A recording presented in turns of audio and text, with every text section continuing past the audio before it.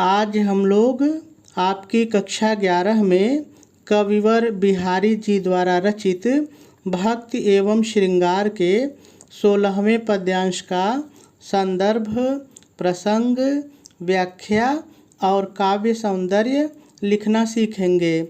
लेकिन सबसे पहले हम लोग हमेशा की तरह इस दोहे में जितने भी शब्द आए हुए हैं पहले हम लोग इन सभी शब्दों का सरल अर्थ जानेंगे, फिर उसके बाद हम लोग इसकी व्याख्या को सीखेंगे। ठीक है, तो चलिए सबसे पहले हम लोग इस दोहे में आए हुए सभी शब्दों का सरल अर्थ देख लेते हैं। कर, देखिए कर माने हाथ, कर माने हाथ।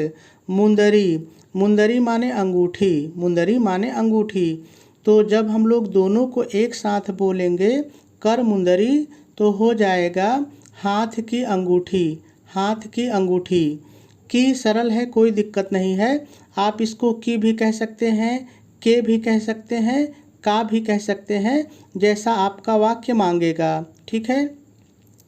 आरसी, आरसी माने दर्पण, आरसी माने दर्पण, जिसमें हम लोग अपना मुंह देखते हैं, जिसको आप शीशा भी कहते हैं, तो दर्पण। प्रतिबिंबित, प्रतिबिंबित माने दिखाई देना, प्रतिबिंबित माने दिखाई देना। प्यव, देखिए प्यव माने प्रियतम, प्यव माने प्रियतम, लेकिन आप चाहें तो नायक कह के भी व्याख्या कर सकते हैं, कोई दिक्कत नहीं है। पाई, देखिए पाई मतलब पाकर, पाई मतलब पाकर, लेकिन वास्तव में यहाँ पाई का जो मतलब है वो है देखकर।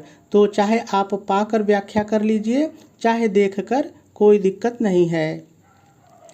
पीठ दिए, देखिए पीठ दिए का मतलब है पीठ करके, पीठ करके। यहाँ पर थोड़ा सा समझ लीजिए।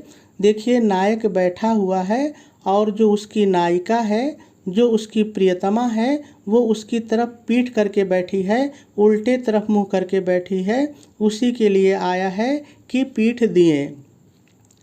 निधड़क, देखिए निधड़क मतलब बेधड़क, बेखटके, जिसको आप कह सकते हैं बिना भय के, बिना डर के। ठीक है, कुछ भी बोल के आप व्याख्या कर सकते हैं। लखय, देखिए लखय माने होता है देखना।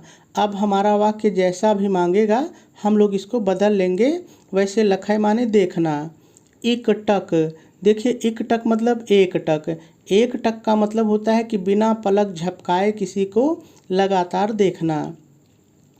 डीठी, देखिए डीठ माने दृष्टि, डीठ माने दृष्टि। लगाए, लगाए मतलब लगाकर या डालकर, आप डालकर कह के व्याख्या कर सकते हैं, दृष्टि डालकर या दृष्टि लगाकर, कोई दिक्कत नहीं है। तो सभी शब्दों का सरल अर्थ हो गया। अब हम लोगों को इस दोहे की व्याख्या सीखनी है, लेकिन इसकी व्याख्या को सीखने से पहले हम लोग थोड़ा सा इसका संदर्भ और प्रसंग लिख लेते हैं, फिर उसके बाद हम लोग इसकी व्याख्या को सीखेंगे। क्योंकि देखिए कभी कभी आपकी परीक्षा में संदर्भ और प्रसंग पर आधारित प्रश्न भी पूछ लिए जाते हैं। तो चलिए सबसे पहले हम लोग इसका संदर्भ लिख लेते हैं। तो आप संदर्भ हेडिंग डालेंगे, डैश डालेंगे और डैश डाल करके लिखेंगे प्रस्तुत दोहा हमारी पाठ्य पुस्तक हिंदी। यदि आप कला वर्ग के विद्यार्थी हैं तो हिंदी लिखिएगा, लेकिन यदि आप विज्ञान वर्ग के विद्यार्थी होंगे तब आप लिखिएगा सामान्य हिंदी के काव्य खंड में संकलित भक्ति एवं श्रृंगार शीर्षक से उद्धृत है। इसके रचयिता कविवर बिहारी जी हैं। पूर्ण विराम लगा देंगे और आपका संदर्भ पूरा हो जाएगा। चलिए अब प्रसंग लिख लेते हैं। तो आप प्रसंग हेडिंग डालेंगे, डैश डालेंगे और डैश डाल करके लिखेंगे प्रस्तुत पद्यांश में कवि ने नायिका द्वारा नायक को चतुराई से देखे जाने का बहुत ही सुंदर वर्णन किया है। पूर्ण विराम लगा देंगे और आपका प्रसंग भी पूरा हो जाएगा।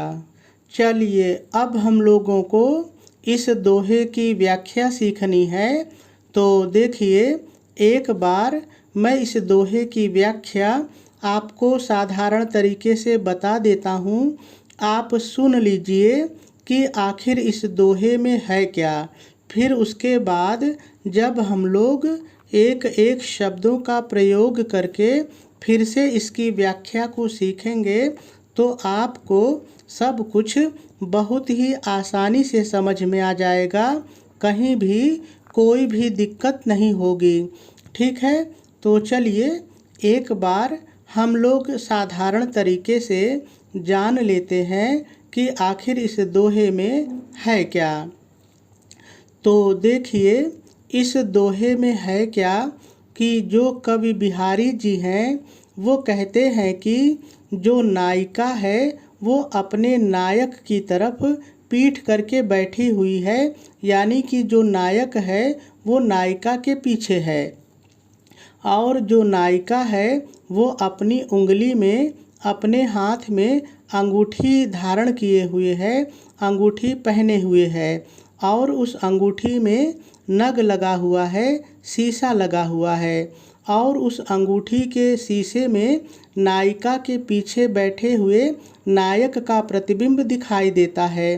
तो नायिका सोचती है कि उसे कोई नहीं देख रहा है और वो अपने नायक के प्रतिबिंब को, अपने नायक के फोटो को जी भर के अपनी अंगूठी के नग में देख रही है। देखिए, यही इसकी व्याख्या है। ठीक है, तो चलिए अब इसी व्याख्या को हम लोग एक एक शब्दों का प्रयोग करके सीखते हैं। तो देखिए, सबसे पहले आप व्याख्या हेडिंग डालेंगे, डैश डालेंगे, और डैश डाल करके पहले थोड़ा सा लिख लेंगे। क्या लिखेंगे, ध्यान से सुनिए। प्रस्तुत दोहे में कवि बिहारी जी कहते हैं कि नायिका अपने, अब आ जाइए दोहे पर, नायिका अपने हाथ की, कर हाथ की, नायिका अपने हाथ की अंगूठी, मुदरी अंगूठी के, की को बदल के कर लीजिए। नायिका अपने हाथ की अंगूठी के दर्पण में, आरसी दर्पण में, प्रियतम के, प्यव प्रियतम के प्रतिबिंब को, प्रतिबिंबित प्रतिबिंब को, प्रियतम के प्रतिबिंब को पा करके, पा करके, या आप कह सकते हैं देख करके, जो आपको अच्छा लगे। प्रियतम के प्रतिबिंब को पा करके उसकी ओर, इतना अपने से जोड़ लीजिए, उसकी ओर पीठ करके, पीठ दिए, पीठ करके, उसकी ओर पीठ करके बेधड़क, निधड़क बेधड़क, उसकी ओर पीठ करके बेधड़क एकटक दृष्टि डालकर, डीठ लगाए, दृष्टि डालकर, एकटक दृष्टि डालकर लखै, देख रही है। पूर्ण विराम लगा देंगे और आपकी व्याख्या पूरी हो जाएगी। चलिए इसी व्याख्या को एक बार फिर से देख लेते हैं, यदि कहीं समझ में नहीं आया होगा तो आ जाएगा।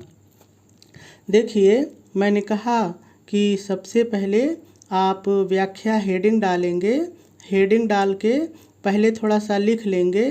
क्या लिखेंगे, एक बार फिर से सुन लीजिए। प्रस्तुत दोहे में कवि बिहारी जी कहते हैं कि नायिका अपने, अब आ जाइए दोहे पर, नायिका अपने हाथ की अंगूठी के दर्पण में अपने प्रियतम के प्रतिबिंब को पाकर उसकी ओर, मैंने कहा इतना जोड़ लीजिएगा, उसकी ओर पीठ करके बेधड़क एकटक उस पर दृष्टि डालकर देख रही है। पूर्ण विराम लगा देंगे और आपकी व्याख्या पूरी हो जाएगी। चलिए अब हम लोग थोड़ा सा इसका काव्य सौंदर्य भी देख लेते हैं।